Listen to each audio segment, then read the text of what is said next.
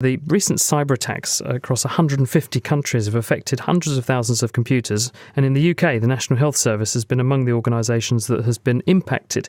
Well, with us is cybersecurity expert Paul Harris. He's the managing director of the Manchester-based firm Sakama. First of all, what is this threat that's brought computers to their knees across the world? Well, the attack that happened on Friday the 12th of May was a ransomware attack. It was called Wannacry. Multiple strains of ransomware attacks are out there currently, and this was just one particular type that attacked certain versions of Windows software. How did people's computers get infected? So it was most likely triggered by a phishing email. 80 or 90% of attacks happen through phishing emails and spear phishing, where people are encouraged to either click on a link or open an attachment, which then downloads malware. In the instance of Wannacry, the payload, as it's called, this ransomware software, then started to encrypt all of the files on the computer that it attacked. And that means they're effectively locked, and you can't unlock them unless you get a decryption key. What this then went on to do, this particular attack, was then search for other devices and computers on the network and start to attack those. So it spread very quickly. And then once it had attacked all of those computers, it would then start pinging externally and look for other computers to attack. So, the whole thing could have been started off by one phishing email, which then just started to spread across the globe. And do we know where this threat came from? No, I think when it started, like most ransomware attacks, the assumption was that it was an individual cyber criminal. Most of these particular ransomware attacks, that's exactly what they are. Probably unlikely we'll ever find out for certain. There are some interesting theories, though, around whether this is actually a government attack. So if you think about countries in the world that are sort of posturing at the moment and putting on big displays of their military capabilities, so North Korea comes to mind, obviously. The malware behind Wannacry was actually based on some malware that was out in the world earlier in the year, in around January, that was created by a hacking team in North Korea called the Lazarus Group. People are linking these bits of information together and saying, actually, maybe this was state-led, particularly if you look at the type of people and businesses that were attacked, which were, a lot of those were sort of national infrastructure type organisations, such as the National Health Service, telephone systems and sort of transport, etc. Because I did hear some claim that maybe the Americans actually were the originators of part of the software. That's right, yes. Unfortunately, the NSA, the American National Security Agency, was hacked by a Russian hacking group called the Shadow Brokers last year. In April of this year, they dumped all of the weapons that they stole effectively from the NSA onto the internet. So obviously what's been happening since then is that all of the cyber criminals and the sort of hacking teams and groups around the world have been rifling through this arsenal of weapons that were developed by the American government for their own spying and surveillance purposes, weaponizing them and using them against types of attacks that will come from that arsenal of weapons. Now, given that the people who are doing this are asking for a ransom, can we not just see where the money goes and then we go and catch them? Unfortunately not, no, because the cyber criminals' currency of choice is something called Bitcoin, which is a cryptocurrency based on blockchain, the type of encryption. So what you can see is their wallet. So you can see money is in this wallet. So on the attack from Friday, there was about £60,000 put into this wallet. You don't know who has put money in, and you can't see who takes money out. The reason that criminals like Bitcoin is because there is no central bank. So it's very, very difficult to trace who has them. And once you've got that money, like most criminals, what they do is then launder that through one or two sources to turn it into cash. And once your computer has been locked, is there no way back without paying the ransom? The advice is don't pay. It does pose quite a difficult question for you. If you're smart, you'll have kept backups, regular backups, and you'll have a system in place to ensure that you're able to reinstate from those backups. So it's a bigger problem for businesses. But if a business is regularly taking backups and those backups are separated from the network, then you're much, much safer. So you don't have to pay because you can reinstate. If you haven't got that, then you are faced with a difficult choice, which is, do I pay? It's a relatively small amount of money, but at the end of the day, you're dealing with criminals, and there's nothing to say that someone won't come back next week and attack you if you've demonstrated that you're able to pay. What are companies like yours, Sakama, doing to try to protect users against these sorts of threats in future? So we are an ethical hacking company. So what we do, I think if you start with the assumption that, one way or another as a business, you're going to get hacked, and that's not me being dramatic, that's very, very real possibility. You have a choice. Do I wait for the cyber criminals to do it, or do I employ a company like Sakama who will attack me, attack my business, and test my website and my software and the databases and the infrastructure and products and sort of industrial control systems, test them in the same way that and using all the same methods and tools that cyber criminals would use. We then find vulnerabilities, and in 16 years of testing these things, we've never attacked anything and not found vulnerabilities. We can then work with those companies to help plug those holes, close the gaps, and make them more secure. Shall we find out what the team here want to ask you, Paul? Kate, over to you.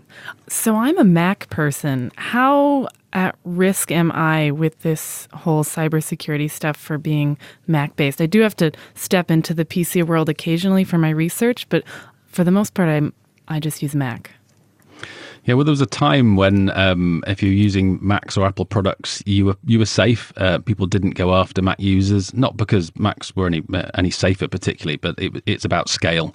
And most of the world was on Microsoft products, so that was the way to and that's get your biggest bang for your buck. But now there's so many Mac products out there. Apple is being attacked as much as anybody else. Andrew. So my real concern is that I have to use lots of very old Windows computers for my work because they're attached to a piece of hardware which is worth £250,000, maybe more.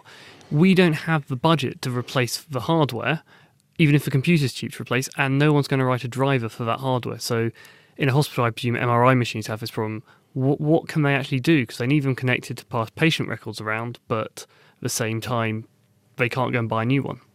That's right, and it was why the NHS and companies like that became vulnerable for this Wannacry attack, because either they don't have the budgets or they have sort of budget limitations placed on them that stops them from updating software. And eventually, if you don't update for long enough, your hardware also becomes obsolete, so you have to update hardware as well. So it is a very real problem.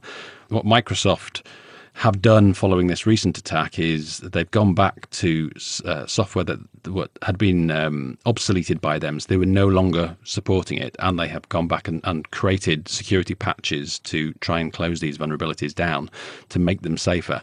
But it's the way that software companies work. They will only support a piece of software for so long, and then they move on to their new product, and they want everybody else to move on to the new product.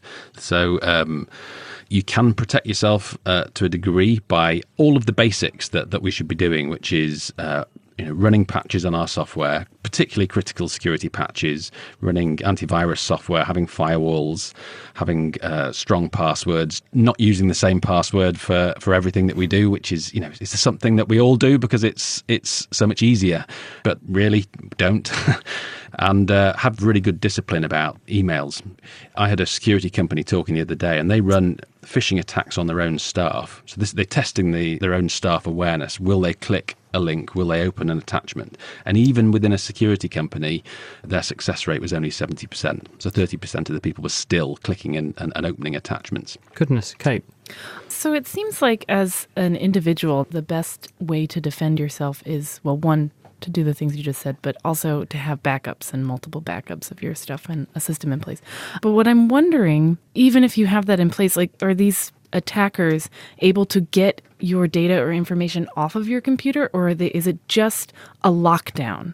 Is any of your personal information at risk of not necessarily being destroyed, but being stolen? Yes, everybody needs to step away from the idea that you can be safe online, because that's a dangerous concept.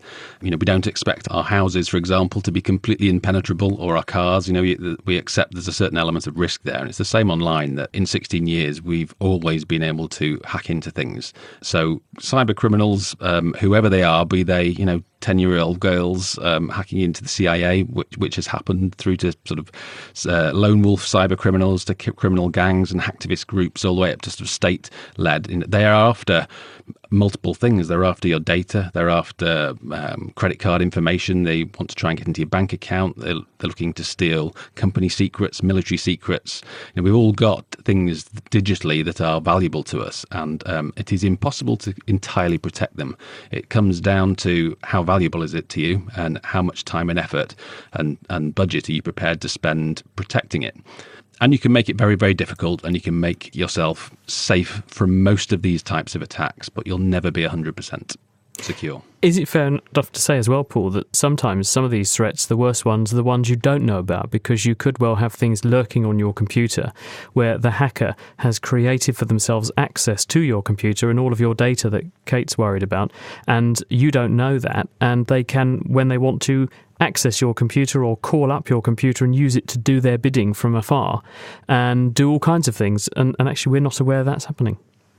That's very true, and that's the majority. The majority of cyber attacks are stealthy. They don't want you to know they're there. And again, if you think about it in terms of someone breaking into your house, they don't want to wake you up. They want to come in quietly, steal what you've got, and be away with it. A ransomware is a very noisy attack because you have to be alerted because they want you to pay, but by far the majority of attacks are stealthy.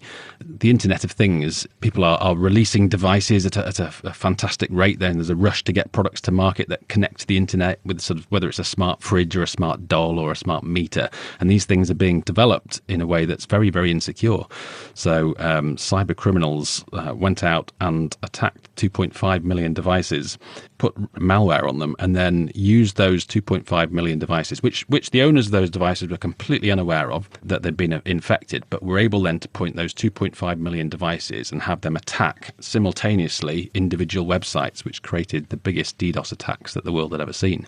So yet you don't necessarily know, and they're not necessarily always after you. They might just be taking over your machines to help them attack other people.